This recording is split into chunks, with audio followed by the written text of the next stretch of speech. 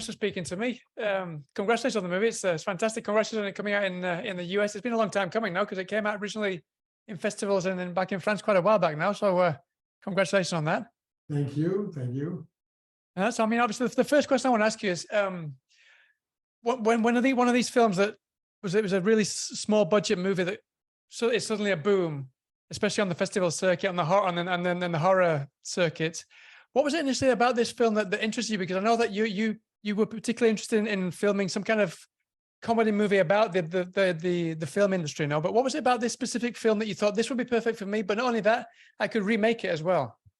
Well, it's almost a coincidence, actually, like a happy coincidence. But you know, when I was working on an animation movie, and when COVID came, there was no more money, so we had to stop the financing, and we couldn't move. And then we've been there was the lockdown, so I was like in my home, in my office, and I started to work. And I wanted to work on a comedy because the animation movie, it's really deep. It's a beautiful story, but it's really deep and profound, and it's not funny. So it was kind of a recreation for me, and I wanted to work on a comedy. And I started to, this is something I had in mind since a while, make a comedy about a day on a shooting set. And because I have so many stories. I've seen so many people, like weird people with like twisted egos and behavior, like very strange behavior. And so I started to work on it, and I had a story with a one-shot sequence, but that, right. Yeah, but it was coming at the end. It was like the resolution of it. And I spoke with the producer for something very different. And when he asked me what I was doing, I told him the situation. And he told me, I just bought the right of a remake of a Japanese movie, and you really should watch it. And I watched it the very same night, and I adored it. And I thought it's brilliant. It's really clever. Have you seen the original? Yeah, I've seen the original. Yeah, I saw that one in Sieges a while back, and I loved it to bits as well. Yeah. Yeah, it's so surprising, and I see it's so smart and so clever. And actually, almost nobody knew the movie in France. But not only that, it was also I changed the country, of course, but I also changed the economy of the movie. So I think it was something that I could do, and I thought it was a great playground for me, and all the themes and I could really do something fun with it, and we did the movie in 11 months, and I didn't want to hide the original. I wanted to pay homage to the original. I wanted to put into the movie. I wanted people to know that I was doing a remake and to assume it. Not to. Usually, there's a lot of people who do remakes here in France, but you never know it. And so I wanted to do the opposite. I mean, like you said, you pay lots of homage to the original movie, and there's one of the producers is in the film that you said you needed her to make sure that this really did feel as authentic as it does feel. But for you, what was? I mean, it's a double-edged sword in the sense that you said that not many people knew the original film existed, so it's difficult to pay homage to a film that you know that a lot of your audience won't know exists. So how did you balance that? Yeah, but because the movie is a meta. It's the pure meta movie. It was like adding another meta level. So it doesn't matter if people don't know the movie, but for the people who know the movie, I think it's not a delicate attention, but it's a way to say, guys, we all know it's a remake, and it allows me also to create as I said, another level, and this level allows me to make jokes about Japanese first names, for example, and all this misunderstanding between Japanese people and French people, and I like that kind of jokes because it's always you don't want the character to say something bad. You don't want the character to say something. Is he racist? Is it racist? No, it's not. And, no, it's not racist. And I think I like to play with that. And So yeah, it was funny. I mean, and in the film, you play a lot with the producer. Like you said, that is he racist? He's not racist. He's making these racist comments without wanting to be racist. Now, how much did you work with the Japanese people that were involved in the original film when it came to, because in your film that you talk about getting the green light of the script that you wanted to film in your film, no? How hands-on were the original people involved in the Japanese version? I did one Zoom meeting with them during the preparation. They were so happy. They were really happy to. I know that a lot. I think that there was other producer who wanted to buy the rights of the remake, and but finally my producer got it, and they were very happy to know that I wanted, and I was very enthusiastic about the movie. But I had a total freedom. I mean, they didn't ask me anything. They were also very happy to know that I would hire the actress. And so, yeah, no, it was really cool. And actually, I also had a meeting with Shinichiro Ueda, the director, once I finished the movie. I watched the movie, and we had this meeting and on Zoom, and it was really fun because he saw all the changings, and he said, "Oh, it's so cool that you put that character, the musician. It's really. I wish I had done it." And he said something very sweet. He said, "You know what? I think I understood my movie watching yours," and so I think it was really sweet, and yeah, it was nice. No, that's great.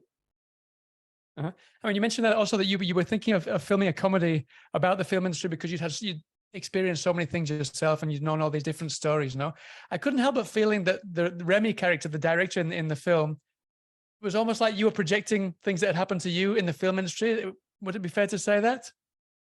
Not really. I mean, it's. I think I have more ambition than he has. But there's something. I mean, you know, I made a movie about Jean-Luc Godard, and I don't see myself as Jean-Luc Godard, and but even if I don't see myself as Jean-Luc Godard, I think I put a lot of myself in that character, and I think here it's the same. He's a director. Yeah, he has not too much ambition. He does little things here and that, and he's working a little bit. But still, I think, for example, he's running all the time, and I think this is how I see my job actually, running all the time, because time is so precious. You're really running always, even if you don't really run physically. You have to run after time all the time, and yeah, and also the topics you're confronted to with some producer who say, "Well, come on, who cares? Nobody sees that. People don't care about that," and you have to struggle. Saying, I don't think so. I think people see exactly what you show to them. If you screen something that doesn't work, people see something that doesn't work. It's as simple as that. And so I hate when people say, "No, people, they don't care. Nobody will see it." No, everybody will see it. It will be on screen, so everybody will see it. So yeah, of course, you're always confronted to that kind of situation. Something that also, I mean, aside from the sorry, no, I was just going to say that something aside from you kind of projecting yourself as the director, I also felt that it was very prominent, the idea that making a film is very much a family. It's the whole family. It's not just the director, no, especially the final scene, without giving too much away. Was that something that was very, very predominant on your mind when you were writing the script and kind of deciding how to go about this version? Yeah, I think it was really something really touching and moving in the original, and I really wanted to be very careful with that line of the script. So yeah, it was very, very important. Also, something that can be me in the character format of Rémi, the director, when people have a lot of people have very good ideas, and say, oh, we should do that, and you say, yeah, it's interesting, and I mean this is something that I do and I put into the movie. So it's a little part of myself as a director to say, yeah, you have a great idea. We'll see, maybe we'll use it, and I don't care. But yeah, of course, it's you're a crew. I mean, nobody does a movie by himself. And being a director is very special because you're really in the middle of many people. They all want to help you. They all want to be useful for the movie. So you're really in the middle of a group, but also you're very lonely, because at the end you're making all the decision, and you have to make choices everywhere, and it's a very lonely situation in the middle of many people, many friends. So it's a strange thing. But yeah, it was. I think this is the deep story of that movie. Is that together you're better than just the addition of individuals, and even if everybody is like a stupid actor, a stupid cameraman, a stupid sound guy, everybody is stupid, but together we can do something.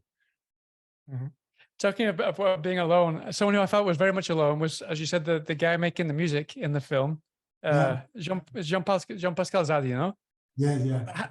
Was he very much in on that? Had he prepared all of that as kind of to work it all together in choreography with actual one take, or was that all done afterwards? No. It's been done after, and actually, it was done afterwards. We had no idea of the music at this point, so all right. He did like slow, quick, like a slow beat, high beat, and so no, we did like fake music. It's all. But that was all choreographed afterwards on top of the film that you'd filmed, no? What? That was all added afterwards, no? But was it done on the fly? It was done on the fly, or was it done kind of specifically for each scene afterwards? What do you mean? I mean, when I say on the fly, I mean you had someone watching the film and then just almost. Was it a lot more prepared than it appears on the film? Sometimes we could put some images for him, so he could pretend he was playing something. But because we were shooting like long shots and doing and redoing, he didn't really watch the and that would not make real sense, because no, it was like really everything was fake. Mm-hmm. And tell me a little bit about the before I go, just tell me a little about the filming, because I know that in the original film, I think it took them 6 takes to get it just right. I believe you were able to mess around a little bit. I think it's not quite 1 take. No, is it 2 takes? Is that correct? There's some little editing points, and there's a lot of editing in the sound. So this is a line, and yeah, because we had a problem with the camera. We had the perfect shot, but we had a problem with the camera after maybe 23 minutes or 27 minutes, something like that. So it was really hard to accept, but still. And yeah, I have some little points, but we shot like real in 1 shot. Every shot was like from the very beginning to the end. There's no editing. I mean, it was not shot in small parts, and but we rehearsed so much, and we were so prepared that I could do that editing point also, because the cameraman was at the very same place. The actors were at the very same place with the very same lens, and so yeah, it's almost invisible. Brilliant. Well, just to finish off then, there's one question I want to ask you. I mean, obviously, because you've won an Oscar as a director yourself, I'm quite curious, why do you think that the horror genre is one specific genre that never really gets up there as the kind of the nominations each year? Almost, there's some fantastic performances the last few years, and they just never managed to get into the Oscar nominations. Yeah, it's usually reserved for special categories like SFX or special effects or that kind. I don't know, but I think things are changing. There's a real demand of genre movie. People really, the new generation, they don't have this snobbish attitude, I think. And I'm pretty sure it's going to change. You know, it's the same with, I mean, comedies are maybe a little bit more accepted, but still, I mean, it's, I don't know, there's something, the awards and the festivals and all this place of cinema is usually focused on not dramas, but serious topics, and not just entertaining pop movies. And also, I think it's because of the themes also. Now, I think a lot of people appreciate or judge the movies with the themes. I mean, if you have like a good theme, they will say the movie is good. If you make a masterpiece on a light theme, they say, yeah, no, it's okay. Yeah, but it's okay. And so genre movies usually, it's about, you know, light topics. It's not about the themes really. I mean, you can have, of course, if you do, there's some great horror movies with a deep script and a deep message, but still usually it's more about, you know, entertaining and it's a show. It's spectacular. And usually award people or festival people, they are defiant with the spectacular things. Yes. Brilliant. Well, listen, thank you so much for your time, Michel. I wish you the best of luck with the film when it comes out in the US, and I hope to speak to you again sometime soon. Yes, thank you very much. All right, take care of yourselves. Thank you very much.